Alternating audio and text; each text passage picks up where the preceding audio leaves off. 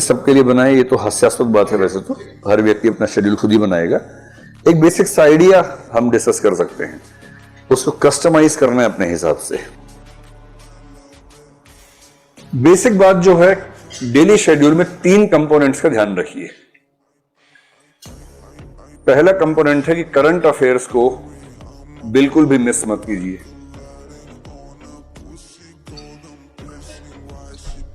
और मेरा ख्याल है करंट अफेयर्स के लिए आप दिन में करीब 1.5 से 2 घंटे का समय रखिए। इसमें मैगजीन भी कवर हो जाएगी, वेबसाइट भी कवर हो जाएगी। मैगजीन में करंट अफेयर्स के 60 तो पेज होते हैं महीने भर में, और 60 पेज पढ़ने के लिए अगर आप ठीक स्पीड से पढ़ते हैं, मेरे ख्याल से 2 घंटे में 6 पेज तो ही जाते होंगे आराम से। मतलब आराम से पढ़ने की बात अगर करें तो 10 दिन में खत्म हो जाएगी मैगजीन। 2 घंटे में कितने खत्म होते हैं पेज आपके? 6 नहीं हो पाते। 6 तो बहुत कम बोल रहा हूं मैं, आराम से बता रहा हूं। 6 तो कुछ बात ही नहीं, उसमें तो ज्यादा ही पढ़ते होंगे। मैं तो बहुत अच्छे से अंडरलाइन करके साथ में नोट्स लिखते हुए उसकी बात कर रहा हूँ कि 6 पेज कर लेते होंगे आप। कुछ लोग 8 भी करते होंगे, 10 भी करते होंगे, कुछ तो 60 भी कर लेते होंगे। बस उनसे कुछ पूछिए मत बाद में क्या क्या पढ़ा है। तो ऐसे तो कर ही लेते होंगे। मैं कह रहा हूँ गहराई से पढ़ने में आपको शायद 2 घंटे में 6-8 पेज कवर होते होंगे, इससे ज्यादा नहीं होंगे, क्योंकि उसमें फैक्ट्स बहुत ज्यादा होते हैं ना उन पेजेस में। जिन पृष्ठों पर तथ्य बहुत ज्यादा होते हैं, उन पृष्ठों को पढ़ने की स्पीड स्वाभाविक रूप से कम हो जाती है।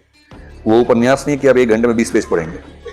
किसी नॉवल को पढ़ते हुए आप 1 घंटे में 20-25 पेज पढ़ रहे हैं तो इसका मतलब आप ठीक स्पीड पे हैं।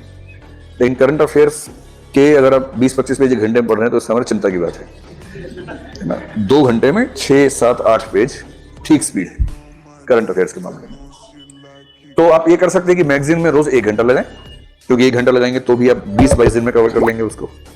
और 1 घंटा वेबसाइट पे लगाएं प्रतिदिन, और ये 2 घंटे अलग से रखिए, मिक्स मत कीजिए।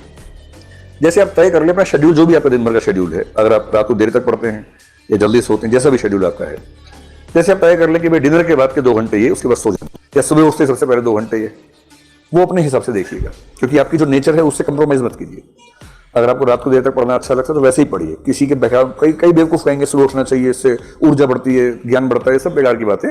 बढ़ा लीजिएगा, बाद में बढ़ा लीजिएगा आराम से, है ना। अभी तो पहले अपनी नेचर के हिसाब से पढ़िए। अगर आप निशाचर प्रकृति के, निशाचर रहिए, रात भर पढ़िए, कोई तनाव की बात नहीं है।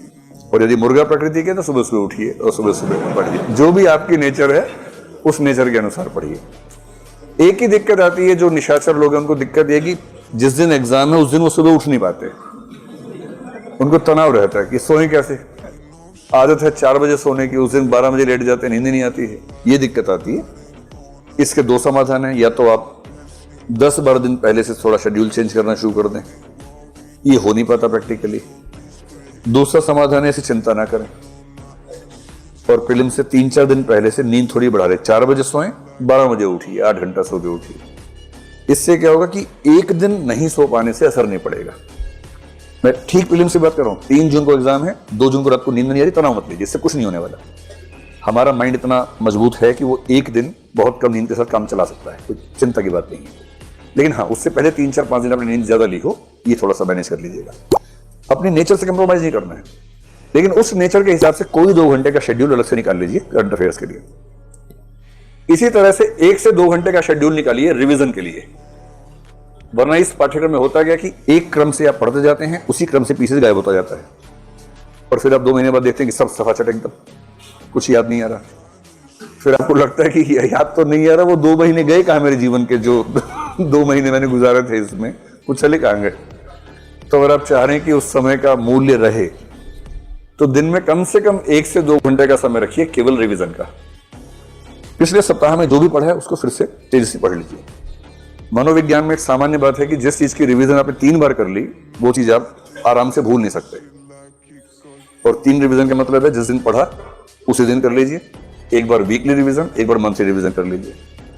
तो रिवीजन रोज 1-2 घंटे। क्या होता है ना, जब पाठ्यक्रम बहुत सारा हो तो हमें लगता है रिवीजन बाद में कर लेंगे, छोड़ देते, पर ये वेस्टेज है। सारा पढ़ते जा रहे हैं, याद एक भी नहीं है। इससे बेहतर है कि 70% पढ़ा और 70% याद भी है। तो रिवीजन को बिल्कुल हल्का मत लीजिएगा, और सबसे अच्छा समय सुबह उठते ही सबसे पहले आप 2 घंटा रिवाइज कर लीजिए। बाकी जो है वो शेड्यूल स्टडीज का रखिए, जो नया नया पढ़ना है। और मेरे ख्याल से अब आप जिस दौर में आ गए हैं, अगर आपकी मान लें कि 3 घंटे की क्लास होती है और 4 घंटे ही हो गए, 7 हो गए, तो आप कम से कम 5 से 6 घंटे और निकालिए स्टडीज के लिए। मैं जानता हूं कि जब बच्चे नए नए आते हैं तो हम कहते हैं कि आप 8 घंटा पढ़िए, 8 घंटा सोइए, 8 घंटा घूमिए। 8-8-8 का नियम बताते हैं शुरू में, और नए नए बच्चों के लिए होता है। अब आप बच्चे छोड़ना है, अब आप बड़े हो गए हैं। और मतलब वैसे भी भारत के अलावा दुनिया में किसी देश में ऐसा नहीं होता कि 30 साल के बच्चे अपने घर से पैसे लेके पढ़ रहे हों। तो जब आपको इतनी सुविधाएं मिल रही हैं, आप फुल टाइमर स्टूडेंट्स हैं और